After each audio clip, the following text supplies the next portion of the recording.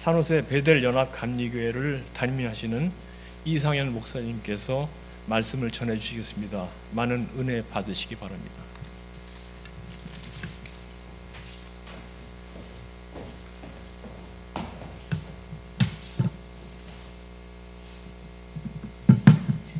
예, 반갑습니다. 제가 여기서 유스와 EM을 섬겼던 것이 벌써 10년 전입니다. 예, 그때도 이제 몇 번 섰었던 이 설교 강단이지만 또 지금 이렇게 보니까 또 감회가 새롭습니다. 그래도 바뀌지 않은 것은 여전히 이 설교 강단이 저한테 좀 낫네요. 그때 이제 여러분과 함께 기도하고 예배했던 어떤 소중한 시간을 보냈었는데요. 그때의 추억과 은혜가 아직도 제 마음 깊이 남아 있습니다. 예, 오늘 이 강단 교환 주일을 통해서 다시 여러분과 함께 예배드리며 또 하나님의 말씀을 나누게 해주신 또 우리 주님께 깊은 감사를 드립니다. 예, 이 시간 주님의 은혜와 사랑이 오늘 이 자리에 계신 모든 분들에게 함께하기를 축원합니다. 예, 우리 함께 기도하겠습니다. 하나님 감사합니다. 오늘 말씀을 통하여 우리의 눈과 귀가 열리고 우리의 영혼이 깨어나며 우리의 삶이 변하는 역사가 일어나게 하여 주옵소서. 무엇보다 우리가 짊어진 예수 그리스도의 그 크신 은혜를 우리의 삶 속에서 늘 나타나게 하여 주옵시고 참 그리스도인으로서 주님의 십자가 앞에 늘 부끄럽지 않는 삶을 살아갈 수 있도록 이 시간 우리를 결단케 하여 주시고 또 변화시켜 주시옵소서. 우리 구주 예수 그리스도의 이름으로 기도하옵나이다. 아멘.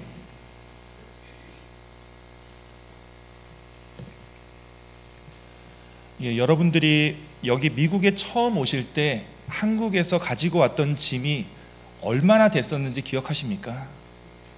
물론 이제 미국에 처음 오실 때 아예 이민 오려고 한국에 있는 가구랑 짐들 다 이 컨테이너에 포장해서 이곳에 왕창 가지고 오신 분도 계시겠지만 이제 저희 가정, 저와 제 아내의 경우에는 그리고 아마 대부분이 그러셨을 것 같은데요. 처음 미국에 왔을 때는 한 사람당 이제 큰 가방 2개, 이 이민 가방 2개를 들고서 공항에 도착했었습니다. 그리고 한국 몇 번 왔다 갔다 하면서 짐 더 가져오고 또 미국에서 이것저것 살림을 장만하다 보니까 어느덧 이 이사 트럭 제일 큰 걸 하나 빌려도 다 들어가지 않는 그런 살림이 늘어나 버렸습니다. 특히 이제 이사할 때 이제 집에 조그만 이 벽장 같은 게 있는데 이 해리포터 벽장이라고 하죠. 뭐 그렇게 짐이 계속 나오는지 이사 올 때 가지고 왔던 짐들을 한 번도 안 열어보고 다음 집으로 이사 갈 때 그대로 싸가는 경우도 많았었습니다. 자, 이사할 때마다 짐 싸면서 느끼는 건요, 우리는 정말 필요하든 필요하지 않든 간에 짐을 많이 짊어지고 살아가는 사람들이라는 겁니다. 뭐 인생이 공술의 공수거라고는 하지만 우리 인생이 끝나는 그 순간까지 어쩔 수 없이 우리는 이 짐들을 어깨에 짊어지고 살아갈 수밖에 없다라는 거죠. 자, 그런데 성경은 이사할 때 옮기는 그런 짐들 말고요, 우리 삶 속에서 우리가 짊어지고 살아야 할 짐이 따로 있다라고 얘기를 합니다. 예, 오늘 읽은 말씀의 그 앞에 있는 구절들을 함께 볼 텐데요. 7절입니다. 우리가 이 보배를 질그릇, 이거는 jar of clay라고 되어 있습니다. 자, 질그릇에 가졌으니 이는 심히 큰 능력은 하나님께 있고 우리에게 있지 아니함을 알게 하려 함이라. 예, 여기 보면 이제 보배를 담은 질그릇이라는 말이 나옵니다. 여기서 보배라고 하는 것은 사실 그 앞절인 6절에서 이미 언급됐던 건데요, 바로 예수 그리스도의 영광을 나타냅니다. 하나님의 영광의 빛이 예수 그리스도의 얼굴에 비춰졌고 그 빛이 우리에게 보배가 되어서 우리 각 사람에게 질그릇으로 담겨져 있다라는 말씀이죠. 자, 그런데 잘 생각해 보면 이건 조금 이상한 표현입니다. 왜 소중하다고 하는 보배를 화려한 보석함이나 안전한 금고 속에 넣지 않고 왜 질그릇에 담았을까요? 자, 질그릇이라는 게 어떤 거죠? 예, 질그릇이라고 하는 건요, 유약을 바르지 않고 진흙으로 빚은, 그래서 너무나 쉽게 깨지는 어떤 투박한 용기를 얘기합니다. 자, 이 구절에서 질그릇으로 표현한 이유가 있는데요, 맥락상 이 질그릇은 결국 우리들 각 사람을 얘기합니다. 그래서 여기서 이 질그릇은 우리들의 연약한 몸 혹은 연약한 우리들의 현실을 의미하고 있는데요, 질그릇처럼 겉으로 봤을 때는 우리의 현실은 연약하고 깨질 것 같은 그런 불안정한 상황이지만 그럼에도 예수님은 우리에게 이렇게 약속해 주셨다는 겁니다. 자, 8절인데요. 우리가 사방으로 우겨쌈을 당하여도 쌓이지 아니하며 답답한 일을 당하여도 낙심하지 아니하며 박해를 받아도 버림받지 아니하며 거꾸로 뜨림을 당하여도 망하지 아니한다. 비록 우리의 현실은 연약하고 불안하지만 우리가 결국 이렇게 승리할 수 있다는 말씀입니다. 자, 여기까지가 성경의 말씀입니다. 자, 그런데 이 말씀을 읽고 우리의 삶을 한번 되돌아봤을 때 이게 정말 옳은 말씀이 맞는지 우리는 의심이 들 수밖에 없다는 거죠. 자, 우리 믿는 자들이, 즉 여러분의 삶이 정말로 이 말씀처럼 단단하고 능히 승리할 수 있는 그런 굳건한 삶을 여러분의 현실 안에서 마음껏 누리며 살고 있다. 자, 이렇게 확신할 수 있는 사람이 얼마나 될까요? 자, 그렇지가 않죠. 이런 말이 있습니다. 현실은 시궁창이다. 시궁창까지는 아니지만 제가 신방을 하면서 이 교인들 한 분 한 분의 이야기를 찬찬히 들어보면요, 교회에선 겉으로 볼 때나 영적으로나 아무런 문제 없이 늘 즐겁고 또 평안하게 살고 계시는 것 같은데, 한 분 한 분 쉽게 살고 계시는 분이 아무도 없다라는 것을 제가 늘 놀라고 있습니다. 모두 다 건강 문제로, 물질적인 문제로, 자녀들 문제로, 혹은 다른 상상도 하지 못할 여러 사연들로 인해서 정말 이렇게 괴로운 인생이 있을 수 있을까 싶을 정도로 다들 너무나 치열하고 힘들게 살고 계시더라는 거예요. 우리가 그리스도라고 하는 보배를 우리 안에 담았다라고는 얘기하지만, 그래서 하나님의 능력으로 모든 일을 이겨낼 수 있다라고 이렇게 매일매일 고백하려고 하지만, 실상은 질그릇처럼 약하고 깨지기 쉬운 존재가 바로 우리들이라는 거죠. 우리는 이 말씀과는 다르게 여전히 고통과 아픔의 현장을 벗어나지 못하고 있다는 말씀입니다. 특히 지난 코로나 때 이 예배당도 못 나오면서 더 그랬고요. 그 사이에 이제 물가도 올라서 경제적으로 너무나 힘든 삶을 살아갈 수밖에 없습니다. 그리고 이제 최근 뉴스들을 보면 어쩜 이렇게 좋은 뉴스가 하나도 없는지, 정말 사람마다 크기와 모양만 다를 뿐이지 우리가 겪고 있는 이 고통과 불안은 한결같이 매일 커져만 가고 있다는 거죠. 자, 그럼 우리가 어떻게 해야 되죠? 우리가 어떻게 해야지 이 말씀을 온전히 우리의 삶으로 받아들이고 우리가 이겨낼 수 있을까요? 자, 이 말씀은 우리 질그릇 안에 담겨있는 예수 그리스도의 힘으로 우리가 능히 승리할 수 있다라고 그렇게 얘기하고 있지만, 우리의 현실은 늘 녹록치 않다라고 우리가 따로 얘기할 수밖에 없는데요. 자, 그렇다면 우리가 이 말씀을 어떻게 이해해야 되고 어떻게 이 현실의 고통 속에서 빠져나올 수가 있을까요?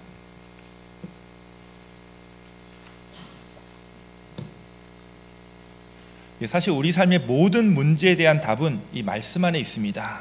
특별히 이 다음 구절인 10절과 11절을 보면은 우리는 그에 대한 해답을 발견할 수가 있는데요. 자, 11절에 이렇게 되어 있습니다. 우리가 살아있는 자가 항상 예수를 위하여 죽음에 넘겨짐은 예수의 생명이 또한 우리 죽을 육체에 나타나게 하려 합니다. 그런즉 사망은 우리 안에서 역사하고 생명은 너희 안에서 역사하느니라. 자, 이 바울이요, 이 고린도 후서를 통해서 우리에게 알려주는 답은 두 가지입니다. 예수의 생명이 우리 몸에 나타나면 우리 삶의 문제가 해결된다라는 거죠. 자, 그런데 조건이 있습니다. 이 생명이 우리에게 나타나려면 어떻게 해야 된다는 거죠? 우리가 항상 예수의 죽음을 몸에 짊어지고 살아야 한다는 겁니다. 우리 연약한 이 질그릇 같은 몸에 하나님의 보배라고 얘기할 수 있는, 즉 그리스도의 영광의 빛을 담게 되면 모든 것이 다 잘 해결될 줄 알았는데, 우리가 지금 느끼고 있는 정말 불합리하고 말도 안 되는 그런 모순적인 현실들이 있죠. 여전히 우리는 우리 현실 속에서 이런저런 이유로 고통받고 상처 입으며 살아가고 있다는 겁니다. 당장 이 현실들이 고통스럽기 때문에 우리는 하나님한테 기도합니다. 자, 뭐라고 기도하죠? 하나님의 능력으로 이 고통 속에서 우리를 구원해 달라고 기도합니다. 물론 이건 틀린 기도는 아닙니다. 하지만 하나님의 특별한 능력을 구하며 뭔가 신비로운 능력을 기다리고 있는 우리들에게 이 바울 사도가 알려준 방법은 다른 게 아니죠. 바로 예수님의 죽음을 우리 몸에 짊어지고 살아가야 한다는 겁니다. 특별한 하늘의 위로도 내 마음이 평안해지고, 그래서 내 문제가 어떻게 알 수 없는 방식으로 신비하게 해결되는 게 아니죠. 예수님의 그 죽음을 내 몸에 짊어지고 살아야 한다는 겁니다. 자, 그런데 예수님의 죽음을 우리 몸에 짊어지고 산다는 것이 이게 무슨 뜻이죠? 예수님의 죽음에 우리가 함께 참여해야 된다는 얘기일까요? 자, 혹시라도 진짜 예수님께서 짊어지신 그 십자가를 함께 매는 거라면 우리는 성경을 통해서 예수님의 십자가를 함께 짊어지고 또 그의 죽음에 참여했었던 몇 명의 사람들을 생각해 볼 수가 있습니다. 자, 복음서를 보면요, 구레네 사람 시몬이라는 사람이 예수님의 십자가를 잠깐 대신 져준 적이 있죠. 또 예수님과 함께 실제로 십자가를 짊어지고 옆에서 함께 죽었던 2명의 강도 혹은 2명의 행악자가 있었습니다. 그리고 예수님의 죽음에 참여하고 그 장례를 담당했던 아리마대 사람 요셉이 있었고요. 또 그 장례식에 향료를 챙겨왔던 니고데모라는 사람도 있었습니다. 그리고 요한복음에 보면 예수님의 죽음 앞에 함께 있었던 예수님의 제자와 또 여인들이 있었죠. 자, 그런데 이건 이미 지나간 과거의 역사이기 때문에 우리가 2000년 전 과거로 돌아가서 이들처럼 예수님의 이 죽음에 함께 참여할 수 있는 방법은 현재로선 완전히 불가능하다는 겁니다. 자, 그렇다면 우리가 어떻게 예수님의 죽음을 내 몸에 짊어지며 살아갈 수가 있을까요?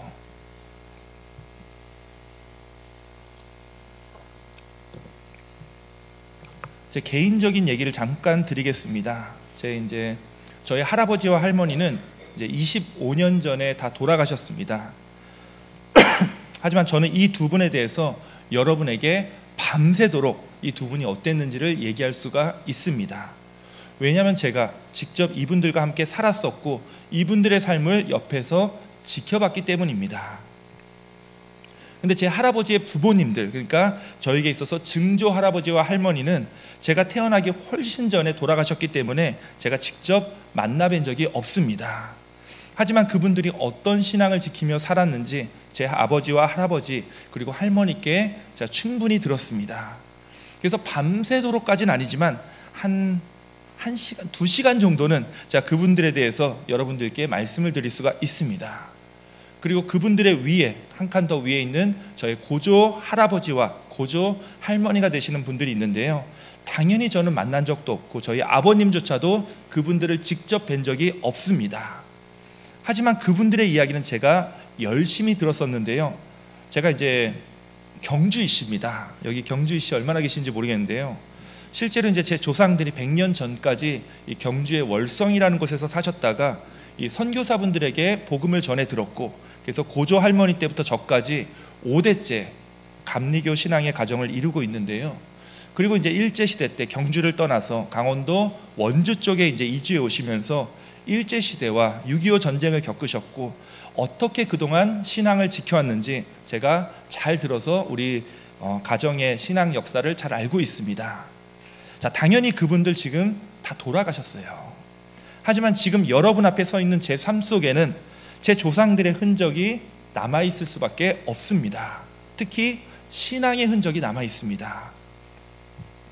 어쩌면요, 제가 오늘을 이렇게 살아가고 있는 것도 제 윗대 분들의 각 시대에 열심히 신앙생활 하시면서 사셨던 그 증거가 아닐까라는 생각이 듭니다. 어떤 의미에서는 제가 그분들의 삶과 그리고 죽음을 제 삶 속에 짊어지며 살아가고 있다는 거죠. 이게 참 묘합니다. 이미 돌아가신 분들이지만 남아있는 제가 어떻게 사느냐에 따라서 그분들이 사셨던 그 삶의 의미가 또다시 새롭게 결정되기 때문입니다. 자, 어쩌면요, 예수님을 따르는 우리의 삶도 마찬가지가 아닐까 싶습니다. 자, 오늘 말씀은요, 우리가 예수님의 죽음을 짊어지며 살아야 한다고 했는데요, 2000년 전 이미 돌아가셨던 예수님의 십자가와 죽음을 우리가 직접 짊어지며 산다는 건요, 결국 예수님께서 돌아가시면서 남기셨던 그 죽음의 의미를 우리가 계속 기억하고 우리의 삶 속에서 그 의미가 계속 저절로 드러나도록 나타내야 된다는 말씀입니다. 감사하게도 우리는 성경을 통해서 예수님의 전생애를 다 알고 있는 사람들입니다. 특히 우리는 예수님의 죽음이 어떤 의미를 갖고 있는지 이해할 수 있는데요, 사실 이건 지금 이 시대를 살아가고 있는 우리들의 엄청난 특권이죠.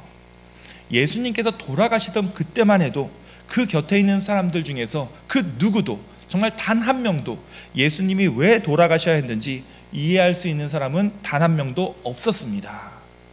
하지만 지금 우리는 감사하게도 이 모든 것을 다 알고 있는 사람들이죠. 결국 예수님의 삶과 예수님께서 가르쳐 주신 말씀들, 그리고 그 죽음과 그 이후의 부활 사건을 통해서 우리에게 잘 나타나고 있기 때문입니다. 결국 예수님의 죽음을 우리의 몸에 혹은 우리 삶에 짊어져야 된다라고 하는 이 말씀은요, 예수님의 삶과 가르침, 그리고 그 죽음, 그리고 부활까지도 내가 지금 예수님에 대해서 무엇을 기억하고 있는가라고 하는 그 문제라는 겁니다. 예수님의 죽음을 우리가 함께 짊어진다는 건요, 마치 제가 제 조상들이 평생 이렇게 살아오셨습니다 하면서 여러분께 밤새 이야기할 수 있고, 또 지금 제 삶 속에서 제 조상들의 삶과 그 신앙이 묻어나오듯이 예수님의 가르침과 예수님의 삶과 그의 죽음, 그리고 부활에 대한 소망이 우리 그리스도인의 삶에서도 저절로 나타나야 된다는 거예요. 그것이 온전히 우리의 삶을 통해서, 우리의 언행을 통해서 나타날 때 예수님의 생명 또한 우리와 함께 나타날 것이기 때문입니다. 자, 여기에 우리는 한 가지를 더해야 합니다. 그것은 예수님의 가르침과 예수님의 삶, 그리고 죽음과 부활이 나에게 어떤 사명을 부여하고 있는지를 깨달아야 한다는 겁니다. 자, 여기서 예수님의 죽음의 의미를 깨닫는다는 것은 단순히 내가 머릿속으로만 그것을 이해하고 넘어가는 게 아니죠. 내 삶 속에 예수님께서 이루고자 하셨던 어떤 의지와 사명을 내가 또한 내 몸에, 내 삶에 지니고 살아야 한다는 건데요, 그것이 바로 예수님의 죽음을 우리도 짊어진다는 의미가 될 수 있기 때문입니다. 부모님이 돌아가시거나 친한 친구가 죽으면서 나에게 마지막으로 유언을 남겼다면 내 입장에서는 다른 것들은 몰라도 그 마지막 부탁만큼은 절대로 소홀히 할 수가 없게 됩니다. 자, 이게 마찬가지죠. 우리 예수님께서 여러분에게 마지막으로 유언을 남겼다면 여러분도 그것을 도저히 가볍게 넘길 수는 없다는 말씀입니다. 내가 예수님을 믿는 게 나에게 복을 주셨기 때문에, 나에게 이익이 되기 때문에 믿는 신앙이 아니라는 말씀입니다. 오히려 그분의 죽음을 기억하고 그분의 말씀을 듣고 행하는 나의 삶이요, 이 사망이 아닌 생명이 살아나는 삶이기 때문에 우리가 더욱더 주님의 삶과 죽음을 기억하고 우리 삶에 짊어지며 살아가야 한다는 거죠. 결국 예수님의 죽음을 짊어지고 살아가야 한다는 이 말씀은요, 예수님께서 가르쳐 주셨던, 그리고 예수님께서 사셨던 그 삶과 그 가르침과 여러분의 이 어둡고 확실한 인생 속에서 등대로 삼는 그 빛을 향해서 계속 나아가는 것을 의미한다라는 겁니다.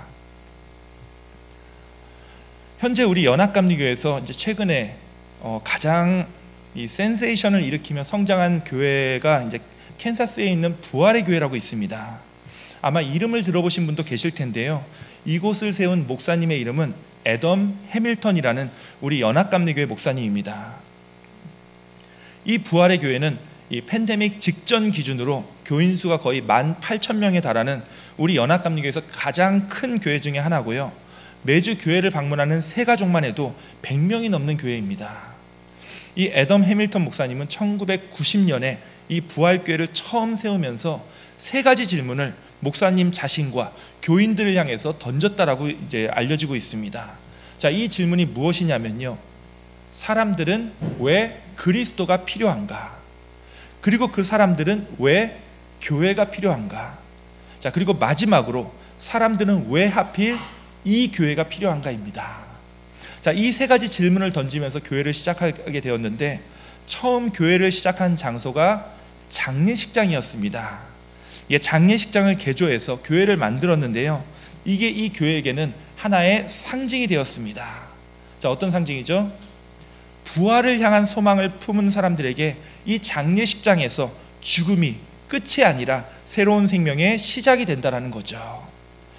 부활이라고 하는 그리스도의 그 영광의 빛을 품고 있는 자들은요, 더 이상 이 세상에 미련을 두지 않고 담대하게 앞으로 나아가는 자들이기 때문입니다.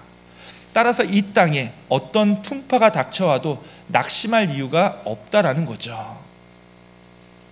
물론 가끔 실망하고 지칠 때도 있습니다. 그로 인해 좌절하고 낙담할 수도 있죠. 하지만 우리가 그리스도의 그 영광의 빛을 우리 안에 품고 사는 사람들이기 때문에 나 스스로의 힘과 능력 때문이 아니라 우리에게 부활의 소망을 주시는 우리 주님의 능력이 우리의 삶을 붙들어 주신다라는 말씀입니다. 자, 이것이 바로 우리 그리스도 복음의 가장 큰 진리이며 역설입니다. 자, 그래서 오늘 읽은 말씀이 이렇게 이어지고 있죠. 우리는 사방으로 죄어들어도 움츠러들지 않으며 답답한 일을 당해도 낙심하지 않으며 박해를 당하도 버림받지 않으며 거꾸로 트림을 당했는데도 망하지 않는다라는 말씀입니다. 자, 어떻게 이게 가능하죠? 우리가 주님의 부활의 능력을 믿고 있기에, 그리고 언제나 예수님의 그 죽음을 우리 몸에, 우리 삶에 짊어지고 사는 사람들이기에 그 죽음 이후에 나타나신 예수님의 부활과 생명의 능력 또한 우리의 몸과 우리의 삶을 통해서 나타나게 된다라는 말씀입니다. 자, 오늘 우리가 사는 이 세상은 화려하고 풍족해 보입니다. 하지만 그 삶의 궁극에는 결국 죽음이 기다리고 있다는 사실을 여러분들 모두 알고 계실 거예요. 아무도 이 죽음을 피할 수 없음에도 우리는 우리의 죽음이라고 하는 현실을 애써 외면하며 살고 있는데요. 자, 이것은 죽음이 두렵지 않아서가 아니죠. 우리의 이 빡빡한 현실이 나의 죽음을 의식할 정도로 분주하고 각박하기 때문일 겁니다. 자, 그러면서 우리는 순간순간의 행복을 위해서 필요 이상으로 내 삶을 착취하며 살아가고 있습니다. 이 삶의 경쟁 속에서 남보다 나은 삶을 살겠다고 이렇게 분주하고 고단하게 살고 있는데요. 특히 우리 이민사회는 더더욱 그렇죠. 하지만 이러한 경쟁사회의 특징은 항상 그 혜택을 누리는 사람이 소수만 있다는 겁니다. 오직 몇몇의 사람들만 그 노력에 대한 성취감을 맛볼 뿐이고요. 대다수의 사람들은 항상 패배와 피로감 속에서 살아갈 수밖에 없는 구조로 되어 있죠. 자, 그래서인지 우리 삶은 점점 더 분주해지고, 예전에 이제 핸드폰이 있으면은 핸드폰이 있으니까 이제는 일이 더 쉬워지겠구나 했는데, 이제는 집에 와서도 핸드폰을 받고 일을 해야 되는, 정말 분주해지고 또 앞날에 대한 불확실함은 더더욱 커질 수밖에 없는 그런 시대가 되었습니다. 제가 이번에 한국에 잠깐 다녀왔는데, 한국에 이제 저랑 같은 동기들이 이제 부장급에서 임원급으로 올라가는 나이인데요. 그들이 그렇게 얘기합니다. 절대로 임원을 달지 않겠다고. 왜 그러냐 그러니까, 부장은 계속 일할 수 있는데 임원을 달면은 1년 계약직이기 때문에 그 다음부터는 잘린다는 거예요. 자, 다들 어쩔 수 없다고 얘기합니다. 이렇게 무력하게 죽음을 기다리든지 아니면 죽음의 공포를 잊기 위해서 그냥 하루하루 열심히 주어진 삶을 사는 것이 우리의 인생이라고 얘기를 합니다. 하마터면 저도 이 말에 가끔 넘어갈 뻔한 적이 있습니다. 우리 인생이 죽음 앞에 어쩔 수 없는, 그래서 늘 삶 속에서 죽음과 같은 고통을 맛봄에도 불구하고 그냥 그렇게 사는 것이 인생이라는 그런 말이 어떻게 부활하신 그리스도를 따르는 우리 신앙인들의 그런 인생의 모토가 될 수 있겠습니까? 자, 절대로 그럴 수 없죠. 예수님께서 친히 보여주셨던 그 삶이, 그런 죽음 앞에 무력하게만 살아야 하는 그 삶이 완전히 틀렸다는 것을 우리에게 예수님께서 가르쳐주고 계시기 때문입니다. 특히 예수님께서 보여주신 그 죽음과 맞서는 모습들, 그리고 결국 스스로 십자가를 지셨던 그 숭고한 삶이 우리 인생이 얼마나 아름다운지를 보여주고 있습니다. 예수님의 십자가는요, 죽기 위한 죽음이 아니라 살리기 위한, 생명을 위한 죽음이셨기 때문입니다. 실제로 예수님의 십자가를 통해서 우리 모두가 그 보혈의 은혜로 구원을 얻게 되었고, 우리 모두가 새로운 생명을 입었습니다. 자, 그런데 여기서부터가 중요합니다. 자, 이제는 우리 차례라는 거죠. 우리의 삶은 예수님의 죽음을 통해서 얻은 새로운 생명이기 때문에 우리에게 주어진 이 인생을 한시도 헛되이 사용할 수는 없다라는 겁니다. 그리스도를 통해 얻게 된 이 새로운 삶을 그냥 헛되게 보낸다는 것은 우리 예수님의 죽음을 우리가 짊어지지 않고 그냥 헛되게 만드는 그런 삶이 되어버리기 때문입니다. 자, 그래서 이 시간 여러분들께 다시 한 번 더 말씀드리겠습니다. 우리는요, 우리의 비루한 몸을 보나 우리의 현실을 보나 그냥 우리의 상태로만 보면 아까 얘기했던 그런 시궁창 같은 그런 연약한 질그릇 같은 존재입니다. 언제든 깨질 수밖에 없는 그런 존재이라는 거죠. 하지만 우리들은요, 그냥 질그릇이 아니죠. 예수님의 죽음이라고 하는 세상에서 가장 귀한 보배를 담고 있는 여러분 한 사람 한 사람이 위대한 질그릇입니다. 물론 질그릇 자체가 연약하기 때문에 언제든 깨질 수 있고요, 언제든 우리는 역경에 처할 수가 있습니다. 하지만 이 역경 속에서 여러분 곁에 있는 여러분의 사랑하는 사람들과 다투거나 여러분이 믿고 신뢰하는 우리 하나님을 원망하며 살아서는 안 된다는 말씀입니다. 오히려 이 역경 속에 나타나는 주님의 그 영광의 빛에 순종하고 그 빛이 우리를 어떻게 부활과 새로운 생명으로 인도할지 우리가 기대하고 소망을 가져야 한다는 말씀입니다. 사실 여러분들이 진정한 그리스도인이라면 여러분이 겪고 있는 역경과 고난은요, 이미 우리 주님께서 허락해 주신 역경입니다. 주님께서 이미 허락하신 역경과 고난이기에 또한 주님은 여러분 곁에서 여러분을 구원해 주실 분임을 우리가 믿을 수가 있다라는 거예요. 여러분들이 어떤 상황에 처하든 우리 예수님의 가르침과 그 삶과 그 죽음이 여러분의 삶을 인도할 수 있도록 여러분의 삶을 주님께 맡기시기 원합니다. 그래서 언젠가 우리와 함께 하시는 우리 주님의 부활의 소망이 여러분의 온 삶을 인도하시는 그런 참 그리스도인의 삶이 다 되시기를 우리 구주 예수 그리스도의 이름으로 축원합니다. 아멘. 우리 기도하겠습니다. 하나님 감사합니다. 비록 우리가 주님을 믿는다고는 하지만 우리의 현실이 늘 너무나 분주하고 어려움 가운데 있음을 이 시간 고백합니다. 그 힘든 삶 속에서도 우리를 지켜주시사 우리가 이 험난한 인생 속에서 가만히 사망과 악한 권세에 굴복하며 사는 것이 아니라 우리 삶에 승리를 주시는 예수 그리스도의 부활의 소망을 갖게 하여 주심에 감사를 드립니다. 특별히 우리의 삶이 주님의 생명으로 가득 찰 수 있도록 우리가 주님의 죽음과 그 십자가의 의미를 깨닫게 하여 주시고 우리의 언행과 우리의 삶 속에서 주님께서 가르쳐 주신 그 부활의 소망을 나타내며 살아갈 수 있도록 우리를 인도하여 주시옵소서. 우리의 삶과 우리의 죽음 그리고 우리의 가정 그리고 우리가 함께 모인 이 교회 그리고 우리의 모든 것을 온전히 주님께 맡기오며 살아계신 우리 구주 예수 그리스도의 이름으로 기도하옵나이다. 아멘.